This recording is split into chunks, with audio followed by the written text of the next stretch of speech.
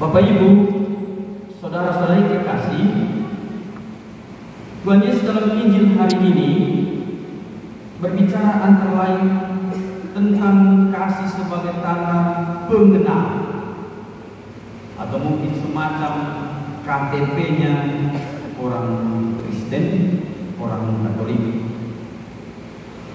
Dikatakan demikian, aku memberikan perintah baru kepada kamu, yaitu supaya kamu saling mengasihi, sama seperti aku telah mengasihi kamu, demikian pula kamu harus saling mengasihi. Dengan demikian, semua orang tahu bahwa kamu adalah murid-muridku, yaitu jikalau kamu saling mengasihi. Ini perintah baru. Perintah baru dikatakan karena kasih yang disampaikan oleh Yesus ini bukan kasih secara universal, tetapi kasih di antara murid, di antara jemaat. Perintah ini diberikan oleh Yesus dalam pertama-tama bagaimana kita menerapkan kasih itu sebagai seorang beriman, sebagai seorang Katolik. Jangan kita mencintai orang di luar sana, tapi orang tua kita tidak mencintai. Itu bukan Katolik. Jangan kita mencintai orang lain, tapi saudara kandungmu sendiri kamu tidak cintai. Begitu juga mungkin dalam hal komunitas, dalam keluarga. Orang tua mampu mencintai anak orang lain kalau dia mampu mencintai anaknya. Anak mampu mencintai orang lain atau orang tua orang lain kalau dia mampu mencintai orang tua kandungnya. Ini yang dikatakan beda karena melihat Yudas tadi pergi. Dalam bacaan Injil sangat jelas, maka disampaikan pesan baru supaya di antara mereka ini harus saling mencintai dulu, sama seperti Yesus memberikan cinta kepada mereka. Bapak Ibu, saudara-saudari terkasih, para suster, konteks pembicaraan Tuhan Yesus ini tentang kasih ini adalah perpisahan. Dalam waktu tidak lama lagi Tuhan Yesus akan meninggalkan murid-muridnya untuk pergi kepada Bapaknya. Hai anak-anakku, hanya seketika saja lagi aku ada bersama kamu. Sesuai dengan konteks perpisahan ini, perintah kasih merupakan peninggalan Tuhan Yesus yang sangat bernilai bagi manusia, khususnya bagi kita pengikutnya. Inilah kenangan yang paling indah dan paling berharga dari Tuhan Yesus untuk murid-muridnya. Kalau kita pergi, apa yang kita tinggalkan?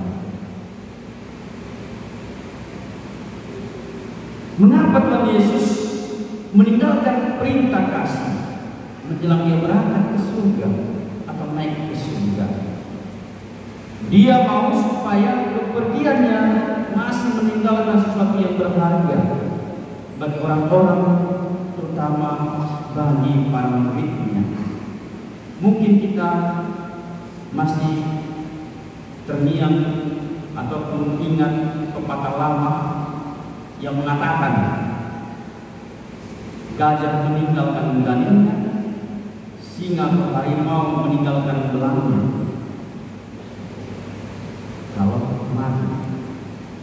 Kalau hewan atau bintang saja masih meninggalkan sesuatu apabila dia mati, apalagi manusia, dan terlebih lagi Tuhan. Nah, mungkin dalam keluarga ada pengalaman ketika salah satu keluarga atau orang tua meninggal, sebelum meninggal pasti mereka akan memberikan pesan. Entah berupa pesan dengan kata-kata saja atau langsung dengan memberikan sesuatu. Ini yang untuk kamu jagalah ini, katakan. Tetapi Yesus, Bapak dan Ibu, saudara-saudara terkasih, beda dengan manusia. Tuhan Yesus pergi dengan tidak meninggalkan hak kekayaan fisik material seperti uang atau bangunan yang indah dan megah, atau tanah pusaka atau setumpuk pakaian, sepasang sendal yang mewah atau sepatu, atau bahkan mobil, ataupun sepeda motor atau kereta yang sering kita sebut. Lain dari itu semua, Tuhan Yesus hanya meninggalkan perintah cinta kasih kepada pengikutnya, kepada kita, kepada umat manusia. Untuk Tuhan Yesus, meninggalkan perintah kasih lebih penting daripada segala bentuk peninggalan lahiriah lainnya, sebab cinta kasih adalah nafas hidup dari manusia. Menurut Santo Yohanes Paulus II, manusia tidak dapat hidup tanpa cinta. Ya, kita datang ke sini Bapak dan Ibu karena cinta. Cinta kepada Tuhan, cinta kepada keluarga kita. Maka kita bisa berkumpul hari ini. Kalau tidak ada cinta, mustahil Bapak dan Ibu hadir pada hari ini. Dikatakan, ia tetap makhluk yang tidak dapat mengenali dirinya kalau tanpa cinta. Hidupnya tidak maknanya kalau cinta tidak dinyatakan kepadanya. Kalau ia tidak menjumpai cinta, kalau ia tidak mengalaminya dan menjadikannya miliknya, kalau ia tidak secara mendalam berperan serta dalamnya, maka tidak memiliki makna hidup. Dengan pikiran Santo Yohanes Paulus II ini, cinta kasih itu merupakan kehidupan manusia. Bagi manusia seperti kita mencintai seperti kita ini, cinta kasih itu merupakan makanan dan minuman. Dengan cinta kasih, manusia dapat bertumbuh sehat, matang, dan dewasa. Kalau tidak ada cinta dalam diri kita dan cinta itu diaplikasikan dalam tindakan kita, pertumbuhan perkembangan hidup kita pun akan terhambat. Maka banyak-banyaklah menumbuhkan cinta. Cinta kasih membuat hidup manusia syarat dengan makna. Dengan cinta kasih, hidup manusia tidak menjadi sia-sia, tetapi sungguh-sungguh bernilai bagi diri dan bagi sesama. Maka dengan alasan ini, Bapak dan Ibu, ada dua hal penting yang mesti kita pahami berkaitan dengan menghayati cinta kasih dalam hidup kita. Yang pertama, menghayati cinta kasih bagi diri sendiri. Bagi diri sendiri, cinta kasih menjadi akar dari segala kebajikan dan kebaikan dalam diri kita. Dengan cinta kasih bertumbuh dalam diri kita, segala kebajikan dan kebaikan untuk dapat hidup secara bertanggung jawab. Menurut Santo Agustinus, segala sesuatu yang dihasilkan oleh orang jelek dari dirinya adalah buruk. Kalau sudah ada pemikiran kita jelek terhadap orang lain, tidak akan bisa kita berubah menjadi orang baik. Sebaik apapun orang yang kita hadapi, selalu kita katakan dia jelek. Tapi kalau dalam diri kita ada cinta, sejelek apapun yang kita jumpai orang, kita akan selalu mengatakan dia orang baik. Karena kita menemukan dalam kekurangan diri orang ini selalu ada Allah. Segala sesuatu yang dihasilkan dari hati orang jahat adalah buruk. Nah ini, hati-hati kita Bapak dan Ibu, saudara-saudari kita kasih untuk berkata dan bersikap. Karena kata-kata kita itu atau sikap itu mencerminkan jati diri kita.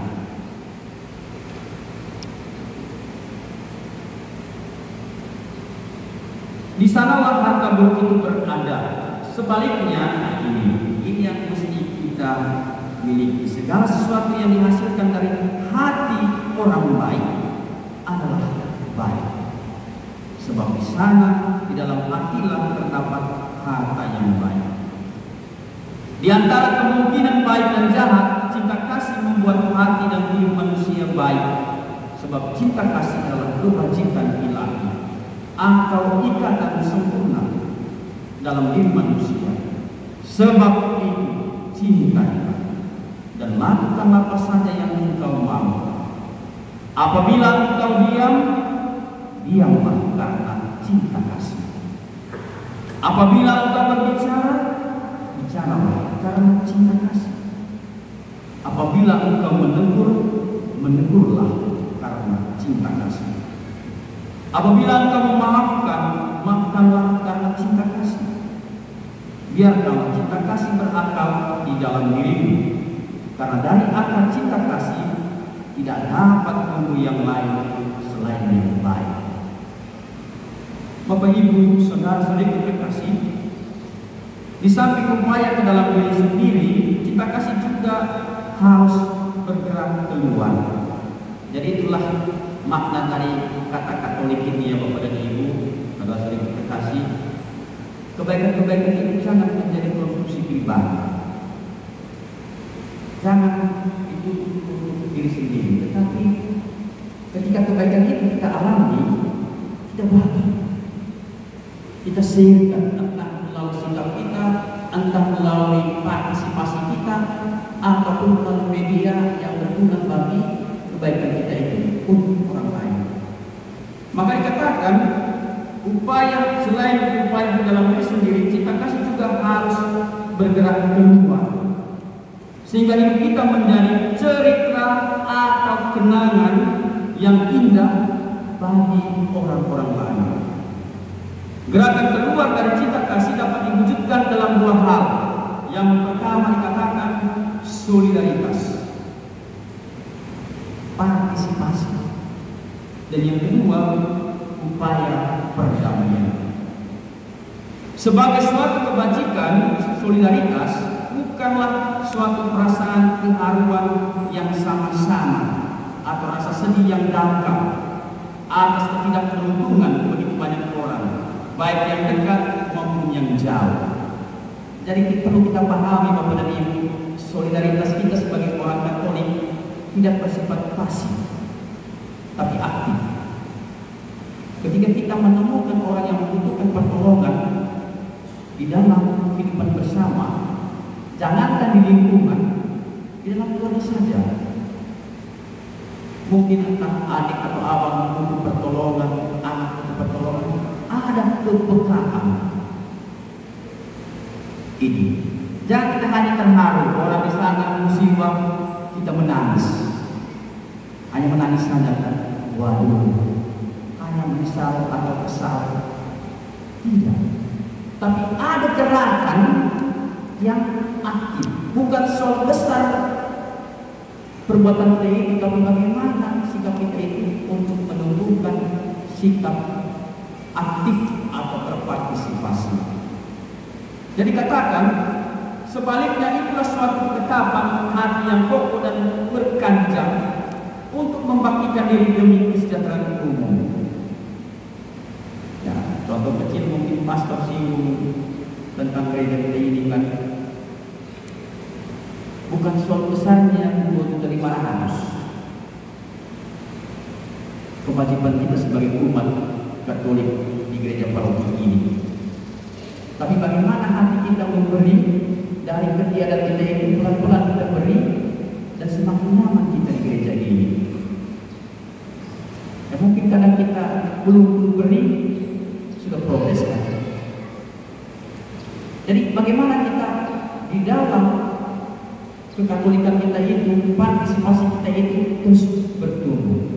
Bukan soal besarnya sumbangan kita, tetapi bagaimana kita menghayati apa partisipasi saya, apa tanggung jawab saya demi kebaikan saya dan juga demi kebaikan umat Katolik pada umumnya. Artinya, Bapak dan Ibu, saudara dan terkasih, berkomunenlah yang kita kedepankan, kebaikan bersama demi kebaikan semua orang dan karena kita semua memang bertanggung jawab untuk semua orang. Dalam arti ini, solidaritas menyangkut partisipasi aktif dan bertanggung jawab semua orang di dalam kehidupan. Yang kedua, berkaitan dengan gerakan perdamaian.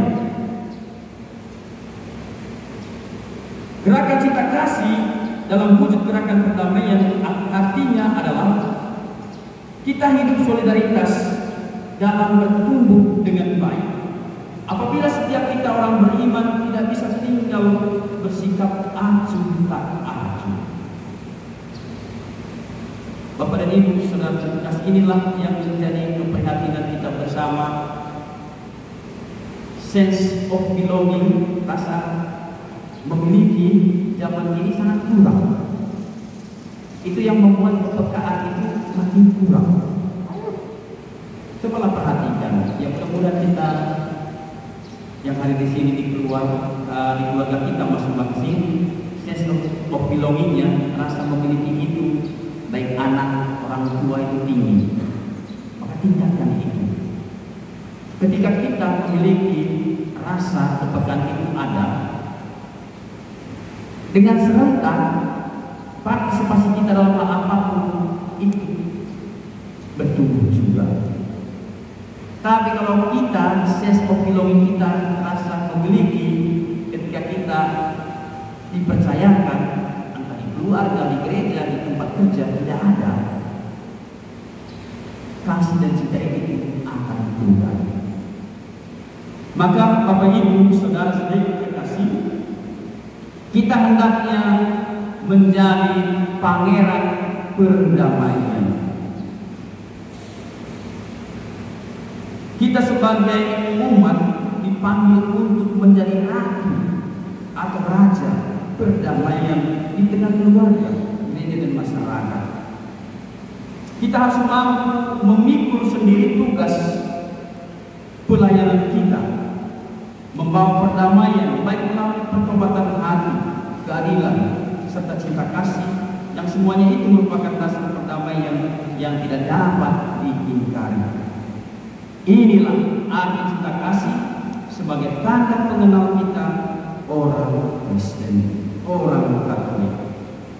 Cinta kasih membangun pribadi kita untuk menjadi lebih bertanggung jawab terhadap diri sendiri dan terutama terhadap sesama melalui gerakan solidaritas dan perdamaian.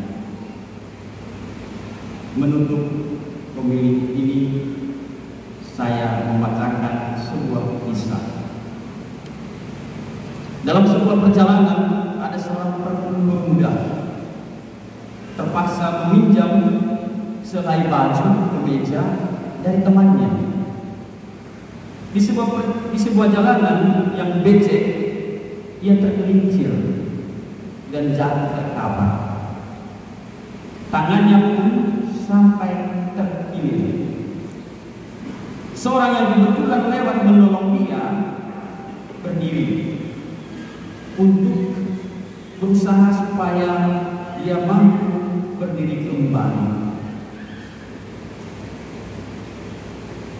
Akan tetapi pemuda itu berkata kepada orang yang menolongnya, "Tolong carikan untuk saya seember air supaya aku bisa membasuh noda lumpur pada kemeja ini. Nanti baru kita urus luka pada tangan saya ini." Si penolong heran dan bertanya, "Apakah kemeja ini lebih penting daripada tanganmu sendiri?" Apa jawab pemuda tadi? "Begini saudaraku, kemeja ini saya pinjam dari orang lain, sehingga itu menyangkut tanggung jawabku kepada seseorang. Adapun tangan ini adalah milikku sendiri, sehingga katakan ada siapapun yang bakal menuntut aku dalam hal ini." Bapak Ibu, saudara-saudara terkasih, cerita ini pendek tapi sangat makna. Pemuda yang jatuh dalam cerita pendek ini lebih mementingkan tanggung jawab terhadap terhadap orang lain daripada terhadap dirinya sendiri. Inilah arti cinta kasih yang sejati dalam hidup kita selaku orang beriman, selaku orang Katolik. Dalam cinta kasih kita mau bertanggung jawab terhadap orang lain lebih daripada diri kita sendiri. Kalaupun kita bertanggung jawab terhadap diri sendiri, hal itu juga akan selalu bermuara pada pelayanan kepada orang lain dan pada upaya memajukan secara organik dan institusional kesejahteraan umum atau bonus. Dalam bacaan pertama di sana hadir Paulus dan Barnabas. Mereka kan hati-hatinya menasihati jemaat untuk terus-menerus bertekun dan setia ketika mengalami penderitaan karena Kristus. Mereka memperhatikan saudara-saudaranya, dan pada akhirnya para penatua dapat dipilih untuk menemani dan melayani jemaat. Dan pada pemilihan ini, para penatua ini pun dilandasi doa dan puasa. Kita pun mampu mengalami apa yang dilukiskan oleh kitab Wahyu, akan mengalami Yerusalem baru, suatu ciptaan baru dimulai, suatu kecemasan dan kesesakan hidup takkan dialami lagi kalau kita setia kepada Tuhan. Kesetiaan itu didasari oleh cinta. Semoga dengan contoh ini cinta kasih semakin bertumbuh dalam hati kita dan berkembang luas dalam perbuatan-perbuatan baik yang kita lakukan bagi orang-orang lain. Ketika Tuhan mencintai kita, kita juga hendaknya mencintai Dia. Ketika kita mencintai Tuhan,